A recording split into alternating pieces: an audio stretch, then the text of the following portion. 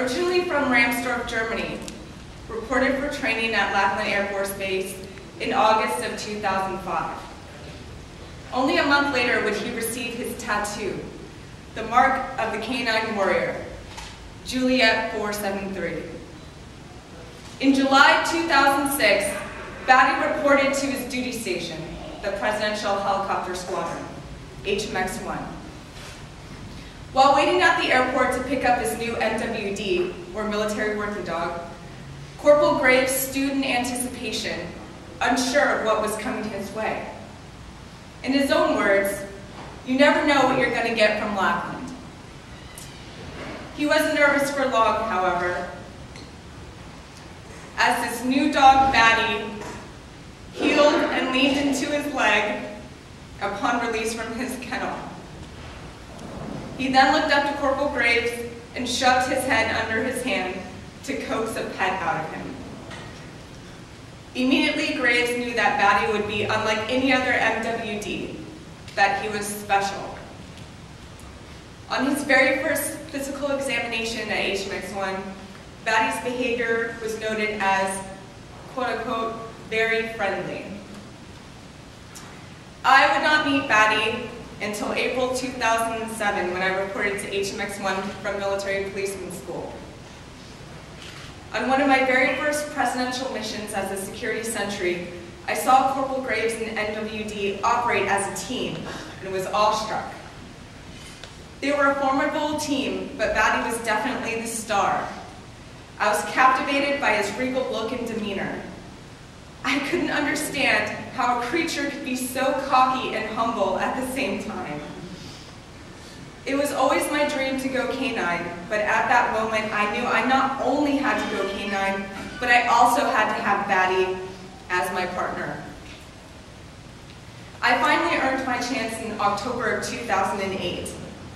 To me, the best part of training a new team is actually in the first 2 weeks when the handler and MWD build their rapport. Really, this is just a time when the two play and do basic obedience to figure each other out and earn each other's trust. During those 2 weeks, I developed a profound sense of camaraderie for Baddy and felt for the first time in my life that I had purpose. Baddy was my purpose.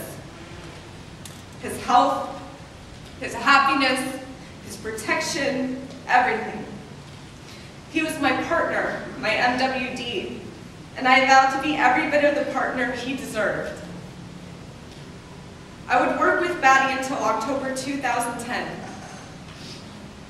In those 2 years, we searched thousands of vehicles, hundreds of buildings and hangars, and deployed on over 25 domestic and international presidential missions. At that time, I thought handing him off to another handler was the hardest thing I'd ever have to do. Unfortunately, I was wrong.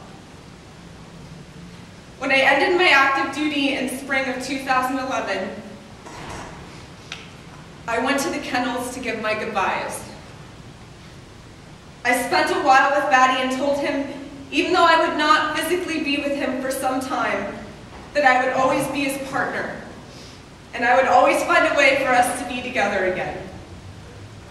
I would not see Baddy again until he retired and came home in November 2013. I felt like I could breathe again when I reunited with Baddy, not knowing that I was holding my breath for 2 years. I never lost my rapport with Baddy, and we picked up right where we left off. It was as if Baddy could talk. It was as if Baddy could talk. He would say, "I never once doubted you'd come back for me." Everything was right with the world, and life was as it should be, until August 2014. After weeks of processing test results, the vet finally had an answer. Baddy had aggressive bladder cancer that had already spread to his prostate, lymph nodes, and lungs. With the power of community, family, and friends, I was able to give Baddy the best option for treatment. Despite everyone's best efforts, Baddy would be diagnosed as terminal in December 2014. He fought for as long as he could. He was brave and resilient in the face of death. February 25th, 2015, Baddy let me know it was time to report to his higher duty station.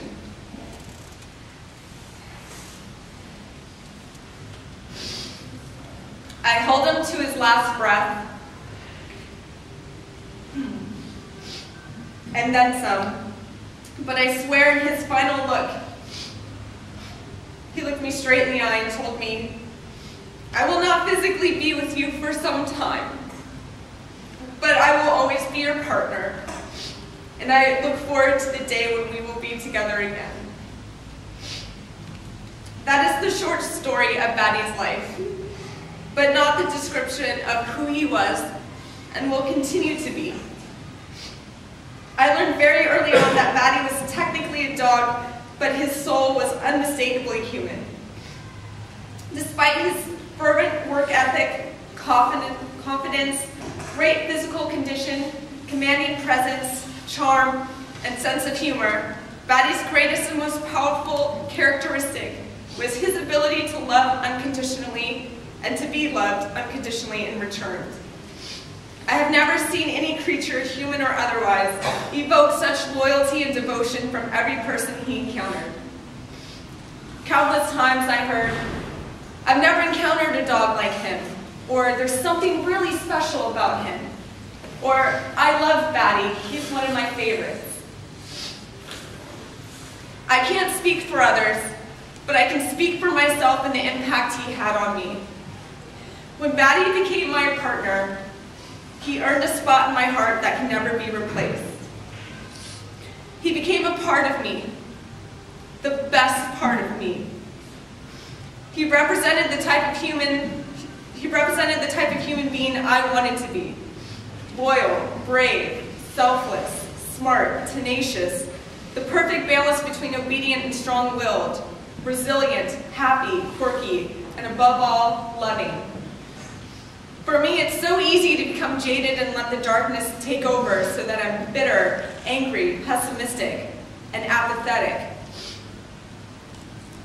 But as soon as Baddy entered my life, I had this eternal flame that saved me from consumption, no matter how dark the situation.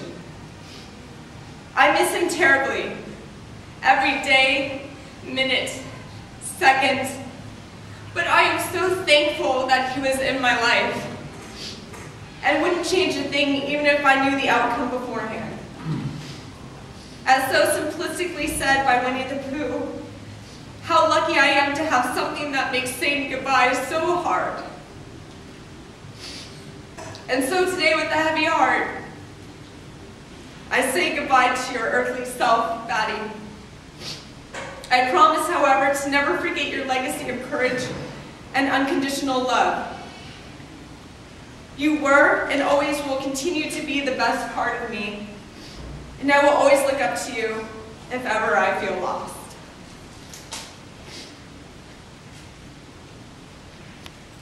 Stand down, Marine. You are relieved. You did your watch with honor.